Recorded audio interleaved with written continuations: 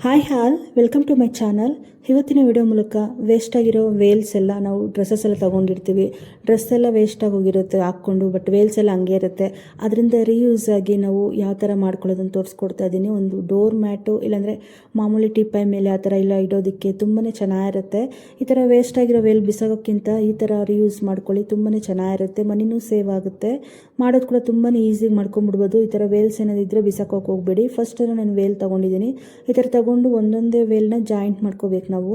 ಅಂದರೆ ಈ ಥರ ತಗೊಂಡು ಜಾಸ್ತಿ ದೊಡ್ಡದಾಗಿದ್ದರೆ ಅರ್ಧ ಅರ್ಧ ಕಟ್ ಮಾಡ್ಕೊಳ್ಳಿ, ಇಲ್ಲ ಈ ಥರ ವೇಲ್ಸ್ ಆದರೆ ಒಂದೊಂದು ಹಾಕ್ಕೊಳ್ಳಿ, ಸ್ವಲ್ಪ ದೊಡ್ಡದಾಗೇ ಇರಲಿ. ಇದು ಟಿಪ್ಪೈ ಮೇಲೆ ಹಾಕೋಕ್ಕೆಲ್ಲ ತುಂಬ ಚೆನ್ನಾಗಿರುತ್ತೆ. ಇನ್ನೊಂದ್ಸಲ ಅಂದರೆ ನೀವು ಡೋರ್ ಮ್ಯಾಟ್ ಥರ ಏನಾದರೂ ಹಾಕ್ಕೋಬೇಕು ಅಂದರೆ ಇದನ್ನು ಎರಡು ಮಾಡ್ಕೊಳ್ಳಿ. ಒಂದು ವೇಲ್ನ ಮಧ್ಯಕ್ಕೆ ಕಟ್ ಮಾಡಿಕೊಂಡು ಎರಡು ಮಾಡ್ಕೊಳ್ಳಿ. ಈ ಥರ ಎರಡು ವೇಲು ಸೇರಿಸ್ಕೊಂಡು ಅದನ್ನು ಹೊಲ್ಕೊಬಿಡ್ಬೇಕು. ಸುದಿ ದಾರವನ್ನು ತೊಗೊಂಬಿಟ್ಟು ಮಧ್ಯಕ್ಕೆ ಅದನ್ನು ಎರಡು ವೇಲ್ನ ಜಾಯಿಂಟ್ ಮಾಡ್ಕೋಬೇಕು.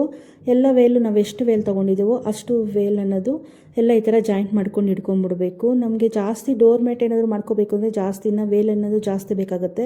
ಇನ್ ಕೇಸ್ ವೇಲ್ ಇಲ್ಲ ಅಂದರೆ ಹಳೆ ಸ್ಯಾರಿ ಇರುತ್ತಲ್ಲ ಅದನ್ನು ಕೂಡ ಕಟ್ ಮಾಡ್ಕೊಂಡು ಮಾಡ್ಕೋಬೋದು. ಮತ್ತು ಈ ಥರದ್ದು ಪುಲ್ಕ ಚಪಾತಿ ಮಾಡ್ಕೋತೀವಲ್ಲ, ಈ ಥರದ್ದು ಒಂದಿದ್ರೆ ಸಾಕಾಗುತ್ತೆ. ಇದಕ್ಕೆ ಮಧ್ಯಕ್ಕೊಂದು ಇದು ಥ್ರೆಡ್ ಅನ್ನೋದು ಹಾಕ್ಕೊಂಡಿದ್ದೀನಿ. ಇಲ್ಲಾಂದರೆ ಯಾವುದಾದ್ರೂ ಕ್ಲಾತ್ ಇದ್ರೂ ಕೂಡ ಉದ್ದಕ್ಕಿರೋದು, ಇಲ್ಲಾಂದರೆ ಸ್ಯಾರಿ ಇದ್ದಾದ್ರೂ ವೇಲ್ ಆದರೂ ಯಾವುದಾದ್ರೂ ಪರವಾಗಿಲ್ಲ, ಮಧ್ಯಕ್ಕೆ ಹಾಕ್ಕೊಂಡು ಅದನ್ನು ಅದೆಷ್ಟು ನಾವು ವೇಲ್ ಅನ್ನೋದು ಎಷ್ಟು ಉದ್ದ ಇರುತ್ತೋ ಅದ್ರ ಉದ್ದ ಇರಬೇಕಾಗುತ್ತೆ. ಮತ್ತು ವೇಲ್ ತೊಗೊಂಡು ಈ ಥರ ಎರಡಕ್ಕೂ ಈ ಥರ ನಾನು ಯಾವ ಥರ ತೋರಿಸ್ಕೊಡ್ತಾ ಇದ್ದೀನಿ ಆ ಥರ ಇಟ್ಕೊಂಡು ಎರಡು ಹೊಲಿಗೆ ಅನ್ನೋದು ಎರಡು ಹಾಕ್ಕೋಬೇಕಾಗುತ್ತೆ. ಲೂಸಾಗಿ ಹಾಕ್ಕೊಳ್ಳಿ, ಟೈಟಾಗಿ ಏನು ಬೇಕಾಗಿಲ್ಲ. ಒಂದು ಎರಡು ಹೊಲಿಗೆ ಹಾಕ್ಕೊಂಡ್ರೆ ಸಾಕಾಗುತ್ತೆ. ಇದನ್ನು ನಾವು ಇವಾಗ ಹೂವು ನಾವು ಯಾವ ಥರ ಕಟ್ತೀವೋ ಅದೇ ಥರ ರಿವರ್ಸಲ್ಲಿ ನಾವು ತೊಗೋಬೇಕಾಗುತ್ತೆ. ನೋಡಿ ಈ ಥರ ಗಂಟು ಹಾಕ್ಕೊಂಡು, ಈ ಥರ ಗಂಟಲ್ಲ, ಈ ಥರ ಹಾಕ್ಕೊಂಡು ನಿಧಾನಕ್ಕೆ ಹಾಕ್ಕೊಳ್ಳಿ. ಈ ಥರ ಯಾಕಂದರೆ ಹೂವಾದರೆ ದಾರ ಅನ್ನೋದು ಚಿಕ್ಕದಾಗಿರುತ್ತೆ, ನಾವು ಬೇಗ ಬೇಗ ಕಟ್ಕೊಂಡ್ಬಿಡ್ಬೋದು. ಬಟ್ ಈ ಥರ ಮಾಡುವಾಗ ಇದು ವೇಲ್ ಅನ್ನೋದು ಸ್ವಲ್ಪ ದೊಡ್ಡದಾಗಿರುತ್ತಲ್ಲ, ಅದಕ್ಕೆ ಈ ಥರ ಮಾಡಿಕೊಂಡು ಈ ಥರ ಹೂವು ನಾವು ಯಾವ ಥರ ನಾವು ಇದು ಮಾಡ್ಕೋತೀವೋ ಅದೇ ಥರ ಎಲ್ಲ ವೇಲ್ ಅನ್ನೋದು ನಾವು ಆ ಥರ ಮಾಡ್ಕೊಂಡು ಇಟ್ಕೋಬೇಕು. ತುಂಬಾ ಈಸಿಗೆ ಮಾಡ್ಕೊಂಡ್ಬಿಡ್ಬೋದು. ಈ ಥರ ಬಿಸಾಕೋಕ್ಕೆ ಮೊದಲು ಈ ಥರ ಮಾಡ್ಕೊಂಡು ಇಟ್ಕೊಂಡ್ರೆ ತುಂಬಾ ನೋಡೋಕ್ಕೂ ಚೆನ್ನಾಗಿರುತ್ತೆ, ರೀಯೂಸ್ ಥರ ಆಗುತ್ತೆ, ಮತ್ತು ಮನಿ ಕೂಡ ಸೇವ್ ಆಗುತ್ತೆ. ನಾನು ಇದೇ ಥರ ಮಾಡ್ಕೊಳ್ತಾ ಇದ್ದೀನಿ. ಸ್ವಲ್ಪ ಲೂಸಾಗಿ ಮಾಡ್ಕೊಳ್ಳಿ, ಟೈಟಾಗಿ ಏನು ಬೇಕಾಗಿಲ್ಲ. ಬಟ್ ಮಾಡುವಾಗ ಸ್ವಲ್ಪ ಕಷ್ಟ ಆಗುತ್ತೆ ಅಂದರೆ ವೇಲ್ ಸ್ವಲ್ಪ ದೊಡ್ಡದಾಗೆ ಮಂದಕ್ಕಿದ್ರೆ ನಮ್ಗೆ ಮಾಡೋಕ್ಕೆ ಕೈ ಸ್ವಲ್ಪ ಇದಾಗುತ್ತೆ. ಅದಕ್ಕೆ ಸ್ವಲ್ಪ ನೋಡಿಕೊಂಡು ಸ್ವಲ್ಪ ಲೂಸಾಗೆ ಹಾಕ್ಕೊಳ್ಳಿ. ನಾವು ಚಿಕ್ಕದಾಗೇ ಡೋರ್ ಮ್ಯಾಟ್ ಬೇಕು, ಇಲ್ಲಾಂದರೆ ಟಿಪ್ಪೈಗೆ ಏನಾದರೂ ಹಾಕ್ಕೋಬೇಕು, ಇಲ್ಲಾಂದರೆ ಫ್ರಿಜ್ ಮೇಲೆ ಏನಾದರೂ ನಾವು ಡೆಕೋರೇಟ್ ಥರ ಏನಾದರೂ ಕೆಳಗಡೆ ಹಿಡ್ಕೋಬೇಕು ಅಂದರೆ ತುಂಬಾ ಚೆನ್ನಾಗಿರುತ್ತೆ. ಇಲ್ಲಾಂದರೆ ಸ್ಯಾರಿ ಇದ್ರೂ ಕೂಡ ಪರವಾಗಿಲ್ಲ. ನಾವು ವೇಲ್ ಏನಾದರೂ ಇಲ್ಲ ಅನ್ನೋರು ಸ್ಯಾರಿಯಲ್ಲಿ ಕಟ್ ಮಾಡಿಕೊಂಡು ಮಾಡ್ಕೊಳ್ಳಿ, ಒಂದೇ ಥರ ಬರುತ್ತೆ. ಬಟ್ ವೇಲ್ ಹಾಕೋದ್ರಿಂದ ಎಲ್ಲ ಡಿಫ್ರೆಂಟಾಗಿ ಕಲರ್ಸ್ ಎಲ್ಲ ಇರುತ್ತಲ್ಲ, ಡಿಫ್ರೆಂಟಾಗಿರುತ್ತೆ. ಎಲ್ಲರೂ ಮಾಡ್ಕೊಂಬಿಡ್ಬೋದು. ಇದು ಮಾಮೂಲಿ ನಾವು ಯಾವ ಥರ ಕಟ್ಕೋತೀವೋ ಅದೇ ಥರನೇ ನೋಡಿ ಈ ಥರ ಹಾಕ್ಕೊಂಡು ಒಂದೊಂದೇ ಗಂಟು ಈ ಥರ ನಾದ್ಕೊಂಡು ಬಂದರೆ ಸಾಕಾಗುತ್ತೆ. ಈ ಥರ ಇದ್ದರೆ ಸಾಕು. ಅದೆಲ್ಲ ಆಗಿದ್ಮೇಲೆ ನಾವು ಮಧ್ಯಕ್ಕೆ ಹಾಕಿದ್ವಲ್ಲ ಅದು ಕ್ಲಾತ್ ಅನ್ನೋದು, ಅದಕ್ಕೆ ಸೇರಿಸ್ಕೊಂಡು ಆ ವೇಲ್ ಅನ್ನೋದು ಅದಕ್ಕೆ ಎರಡು ಹೊಲಿಗೆ ಅನ್ನೋದು ಹಾಕ್ಕೋಬೇಕು. ಬಿಟ್ಕೊಳ್ದಿರ ಇರುತ್ತೆ ಆ ಥರ ಅನ್ನೋದು. ಇದು ಲಾಸ್ಟಿಗೆ ಹಾಕ್ಕೊಂಡು ಎರಡು ಹೊಲಿಗೆ ಅನ್ನೋದು ಹಾಕ್ಕೊಳ್ಳಿ. ಮತ್ತು ಎಲ್ಲ ಅಡ್ಜಸ್ಟ್ ಮಾಡ್ಕೊಳ್ಳಿ ಒಂದೇ ಸೈಜ್ ಇರೋಕ್ಕೆ. ನೋಡಿ ಇದು ವೇಲ್ ಅನ್ನೋದು ದಪ್ಪದಾಗಿದ್ದರೆ ಒಂದು ಹತ್ರ ದಪ್ಪದಾಗಿ ಬರುತ್ತೆ, ಇಲ್ಲಾಂದರೆ ವೇಲ್ ಸ್ವಲ್ಪ ಚಿಕ್ಕದಾಗಿದ್ದರೆ ಒಂದು ಥರ ಸ್ವಲ್ಪ ಚಿಕ್ಕದಾಗಿರುತ್ತೆ. ಅದು ನೋಡಿಕೊಂಡು ಅಡ್ಜಸ್ಟ್ ಮಾಡ್ಕೊಂಡು ಹಾಕ್ಕೊಳ್ಳಿ. ಇದೆಲ್ಲ ನೀಟಾಗಿ ಒಂದೇ ಥರ ಸೈಜ್ ಥರ ಹಾಕ್ಕೊಂಡು ಇಟ್ಕೊಳ್ಳಿ. ಇವಾಗ ನಾವು ಹಾಕ್ಕೊಂಡಿದ್ವಲ್ಲ ಅದನ್ನು ತೆಗೆದುಬಿಟ್ಟು ನೀವು ಬೇಕು ಅಂದರೆ ಎಕ್ಸ್ಟ್ರಾ ಕ್ಲಾತ್ ಅನ್ನೋದು ಕಟ್ ಮಾಡ್ಕೊಂಬಿಡ್ಬೋದು.